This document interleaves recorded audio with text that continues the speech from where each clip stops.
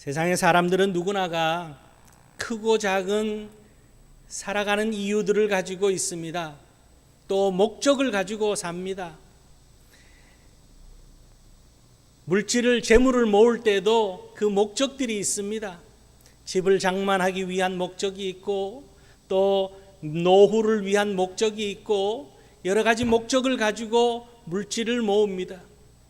또 자녀를 바라볼 때에도 자녀들을 바라보면서 희망을 가지고, 소망을 가지고, 목적을 가지고 자녀들을 양육합니다. 사람과의 관계 속에서도 그렇습니다. 모든 세상의 사람들은 그런 이유와 목적을 가지고 이치를 따져가면서 그렇게 살아갑니다. 그러면은 예수 믿는 우리들은, 구원받은 우리의 삶은 우리의 삶의 이유와 목적이 어디에 있느냐?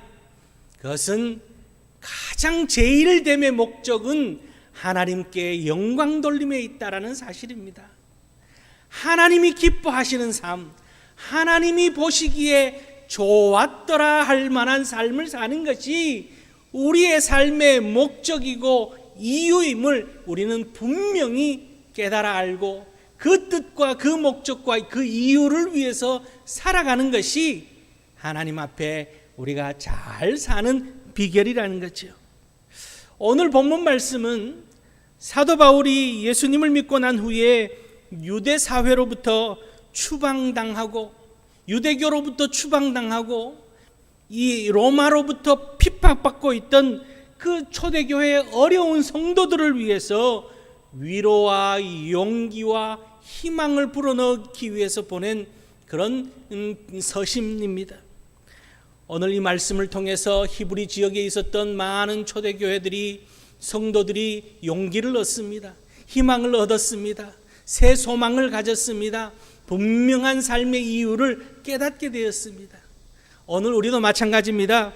오늘 말씀을 통해서 더욱더 예수님을 깊이 생각하며 주님께서 우리를 불러주시고 우리를 세워주신 그 이유를, 또한 주님의 그 크신 사랑을 깊이 깨닫고 우리의 삶의 목적을 잃어버리지 않고 더욱더 용기를 얻고 이 어려운 시대를 슬기롭게 이겨나갈 수 있는 그런 은혜받는 귀한 시간 될 수 있기를 주님의 이름으로 축원합니다. 첫 번째는요, 오늘 말씀을 통해서 우리가 깊이 생각해야 되는 것은 우리가 누구인지를 알아야 되는 거예요. 무엇보다도 나 자신이 어떤 존재인지를 우리가 깊이 깨달아야 된다는 거죠.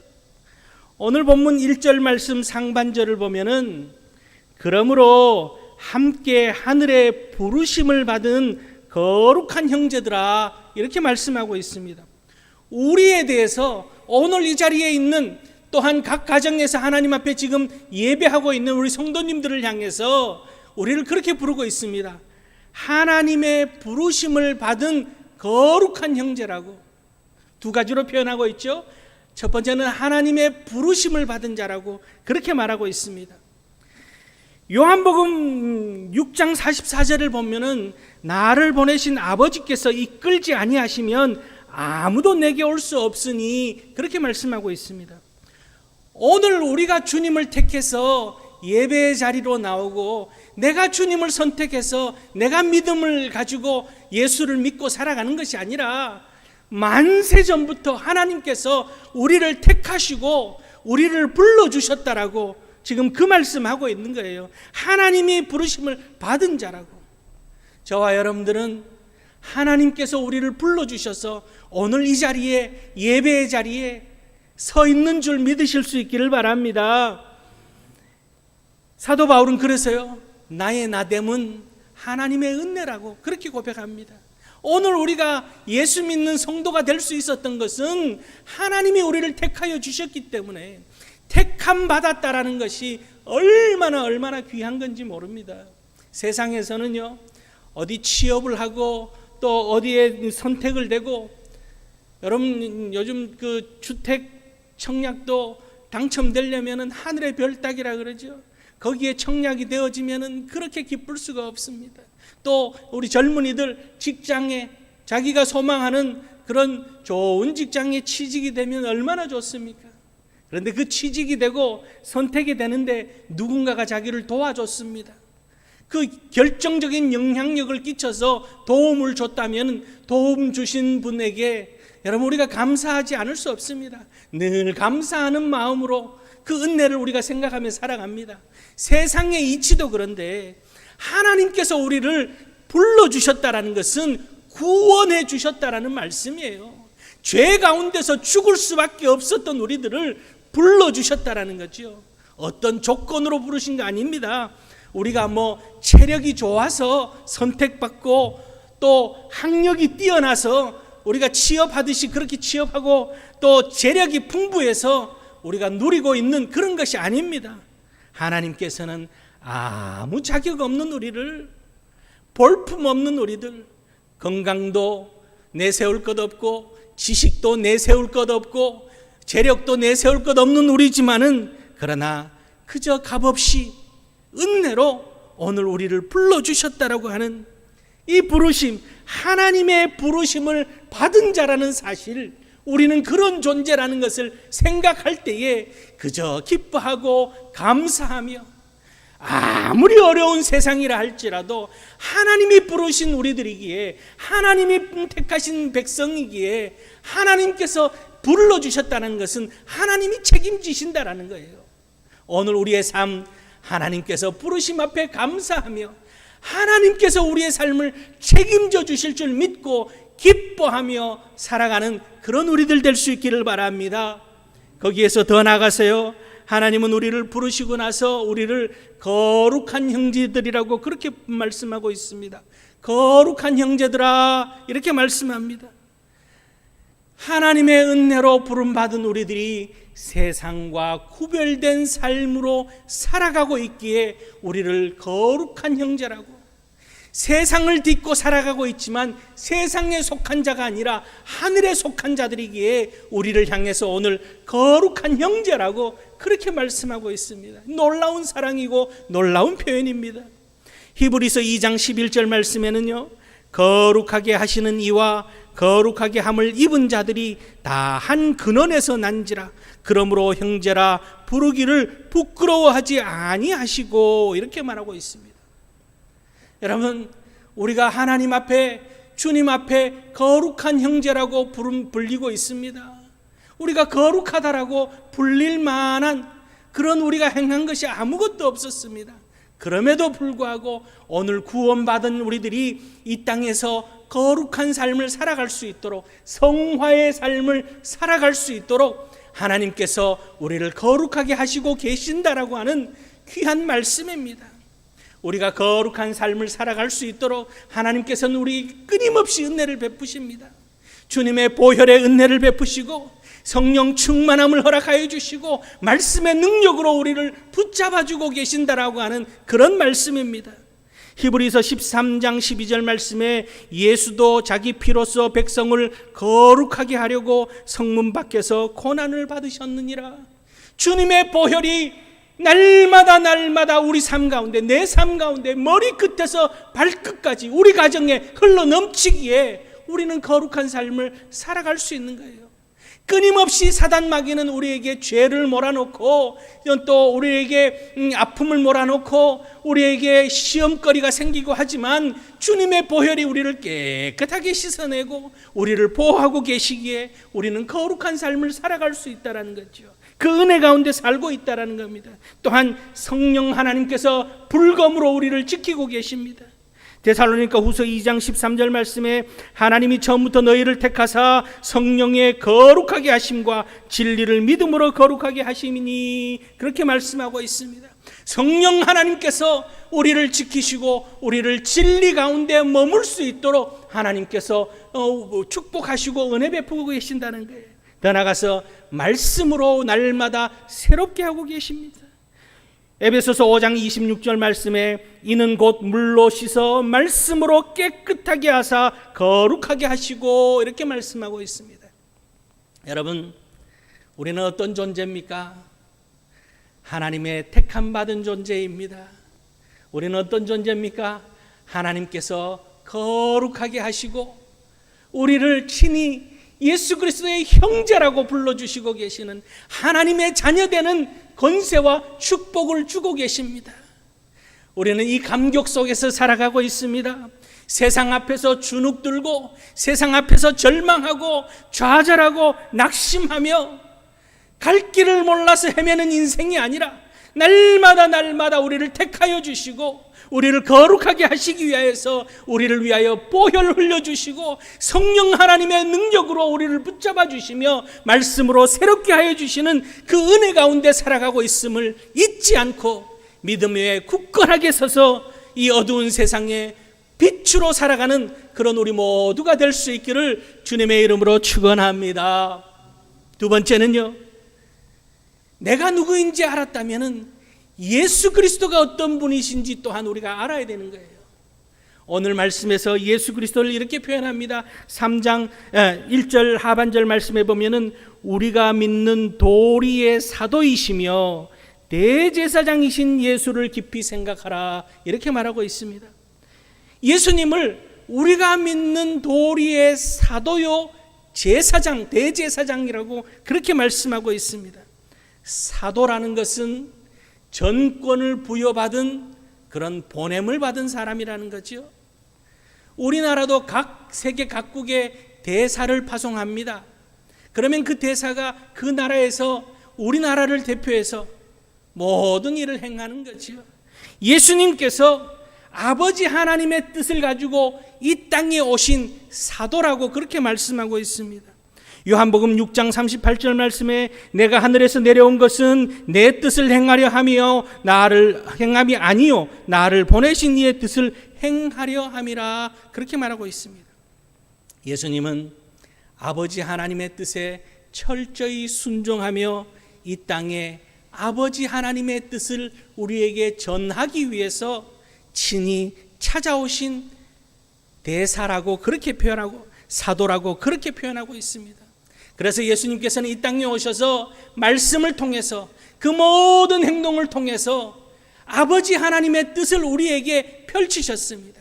그 뜻은 복음이에요. 복음. 우리가 하나님 나라를 알고 하나님께서 이 세상을 아름답게 창조하셨을 때의 그 진리와 그 아름다움을 잊어먹고 땅만 바라보며 세상만 바라보며 우리 살아가는 우리들에게 찾아오셔서 소경의 눈을 뜨게 하고 문둥병자를 고치고 나면서부터 안진병이 되었던 자를 일으켜 세우시고 또한 죽은 자까지 살리시며 천국은 이런 것이다라고 우리에게 가르치시고 전파하시고 고치셨던 것이 주님의 그 사도의 모습이셨습니다. 그렇게 우리에게 주님의 사랑을 베푸시기 위해서 오신 분이 우리 주님이시라고 오늘 말씀하고 있습니다. 또 하나는 예수님은 하늘에서 내려온 완전한 대제사장이라고 그렇게 표현합니다. 대제사장은요, 짐승의 피를 가지고 지성소에 들어가서 백성들의 죄와 허물을 하나님 앞에 구하고 용서를 구하는 그런 역할을 감당하는 이들이 대제사장입니다. 그런데 우리 예수님께서는 대제사장으로 친히 희생의 제물이 되셔서 우리의 모든 죄와 허물을 다 자신이 스스로 희생하심으로 다 씻어내신 분이 우리 주님이시라는 거죠. 히브리서 9장 12절 말씀에 보면은 송아지의 피로 하지 아니하고 오직 자기의 피로 영원한 속죄를 이루사 단번에 성소에 들어가셨느니라, 그렇게 말씀합니다. 그러기에 예수 그리스도를 알고 예수 그리스도를 믿기만 하면 우리에게 복음을 주신 예수 그리스도, 우리의 죄와 허물을 사하신 예수 그리스도, 사도요 제사장이신 예수 그리스도를 믿음으로 우리 가운데 구원의 은혜가 허락되어졌다라고 하는 그런 말씀입니다. 그래서 오늘날도 우리는 예수 이름으로, 예수 이름 모든 것, 예수 이름으로 기도도 예수 이름으로, 모든 것의 해답도 또 예수 이름에 있다는 사실, 예수 그리스도께서 우리의 참 사도와 참 제사장이 되시기 때문이라는 거예요. 이렇게 우리에게 찾아오신 예수님께서는 이 땅에 오셔서 고통받으시고 또 아픔을 다 참아내시고 비방과 또한 모든 것들을 다 견뎌내심을 통해서 십자가의 사랑을 이루신 분이 예수님이십니다. 오늘 우리가 겪고 있는 이 땅에서의 이 아픔, 질병, 고통, 괴로움, 어려움, 누구보다도 주님께서 잘 아십니다. 본인이 몸소 다 겪으셨기에, 그러기에 지금도 우리를 잘 아시는 주님께서는 하늘아버지 보좌 우편에서 우리를 위해서 또한 친히 간구하고 계시는, 사도로 제사장으로 간구하고 계시는 분이 또한 우리 주님이신 거예요. 히브리서 7장 25절 말씀에 자기를 힘입어 하나님께 나아가는 자들을 온전히 구원하실 수 있으니 이는 그가 항상 살아계셔서 그들을 위하여 간구하심이라. 지금도 살아계셔서 우리의 모든 질병을 아시고 우리의 핍박과 우리의 아픔과 우리의 한난과 우리의 염려거리까지 다 아시는 주님께서 우리를 위하여서 친히 간구하고 계심을 알기에 주님께 다 맡겨드리며 온전히 주님께 맡겨진 삶, 우리의 모든 것이 주님의 것임을 고백하며 주님을 의지하며 살아가는 복 있는 삶을 사시는 그런 우리들이 될 수 있기를 주의 이름으로 축원합니다. 세 번째는요, 이제 우리를 거룩하게 하시고 우리를 위하여서 이 땅에 오신 주님을 믿음으로 우리 안에 있는 모든 역경과 고난, 그 모든 것을 승리하신 주님을 바라보며 우리 또한 승리의 삶을 살아갈 수 있어야 되는 거예요. 그러기 위해서 더욱더 주님을 깊이 생각하며 사는 그런 우리들이 되어야 한다는 거죠. 3장 1절 말씀의 결론은 이렇습니다. 예수를 깊이 생각하라. 예수를 깊이 생각하라. 예수님께 시선을 고정하라는 말씀입니다. 예수님을 더 굳게 붙잡으라는 그런 말씀입니다. 말씀 서두에서 이야기했지만 이 히브리서 편지를 지금 전달받은 초대교회 성도들은 유대교의 그 회방과 로마의 핍박으로 인해서 예수 그리스도를 구주로 믿었던 저들이 신앙을 포기하고 유대교로 돌아가거나 로마 편에서는 그런 일들이 벌어지고 있는 그런 위기가 닥쳐있던 그런 그 시기에 사도 바울이 저들에게 위로의 편지를 보내고 있는 그런 상황입니다. 그러면서 사도 바울은 이 히브리 교회 성도들에게 핍박과 회방자를 바라보지 말고 지금 믿음을 잃어버리도록 만드는 로마의 그 핍박을 바라보지 말고 유대교의 해방을 바라보지 말고 오직 시선을 주님께만 두라는 그 말씀하고 있는 거예요. 우리에게 시시때때로 크고 작은 고난들이, 어려움이 찾아오고 있습니다. 질병의 고난들이 끊임없이 지금 계속되고 있습니다. 그 질병의 고난으로 인하여서 경제적인 어려움도 찾아왔습니다. 관계의 단절도 찾아왔습니다. 여러 가지 어려움이 첩첩산중으로 우리에게 쌓여지고 있습니다. 신앙의 길에서 멀어지고 있는 이들도 있습니다. 그러나 여러분, 이럴 때일수록 우리의 시선이 어디를 향해야 되느냐? 예수를 더욱더 깊이 생각하는 곳에 우리의 시선이, 우리의 포커스가 맞춰져 있어야 되는 거예요. 어려운 상황일수록 십자가의 고난을 이겨내신 주님을 바라보며 나아갈 때에 믿음의 주요 온전케 하시는 예수 그리스도께서 우리 또한 온전케 하여 주실 줄 믿으실 수 있기를 바랍니다. 분명히 하나님의 뜻이 있습니다. 하나님의 계획하심이 있습니다. 이 어려운 시기를 보내고 있지만 우리가 예수를 깊이 생각하며 나아가는 것은 주님의 뜻이, 하나님 아버지의 뜻이 어디 있는지를 우리가 찾을 수 있는 비결입니다. 예수를 깊이 생각하는 것이 이 땅에서의 어려움을 지혜롭게 이겨내고 승리할 수 있는, 우리 주님이 그 고난을 다 이기시고 부활 승리하신 것처럼 우리 또한 승리할 수 있는 비결을 찾는 방법입니다. 하나님의 뜻이 분명히 있습니다. 이 시대를 보내며 하나님의 뜻이 어디 있는지 예수 그리스도를 더욱더 깊이 생각하며 바라보며 하나님의 뜻을 찾고, 또한 우리 주님께서 부활 승리하신 것처럼 우리 또한 반드시 우리에게 승리를 주실 줄 믿고, 왜요? 하나님이 우리를 택하시고 우리를 거룩하게 하셨기에 우리는 반드시 승리할 수밖에 없습니다. 하나님이 승리케 하셨기에 그렇게 승리의 삶을 살아가는, 주님을 더욱더 깊이 바라보며 우리를 불쌍히 여기시고 우리를 위로하시고 우리를 긍휼히 여기시고 은혜 베푸시는 주님의 놀라운 사랑을 경험하는 그런 날마다 주의 은혜 가운데 복되게 살며 주님을 깊이 생각함으로 승리하는 그런 우리 성도님들이 될 수 있기를 간절히 소망합니다. 우리를 택하시고 거룩한 형제라 여겨주시고 참 사도요 참 대제사장이 되신 주님을 깊이 생각함으로 이 땅의 모든 어려움과 환난과 위기를 극복하고 승리하며 성공적인 인생을 살아서 주님의 영광을 온전히 드러내는 그런 우리 모든 성도님들 될 수 있기를 주님의 이름으로 축원합니다. 기도하시겠습니다.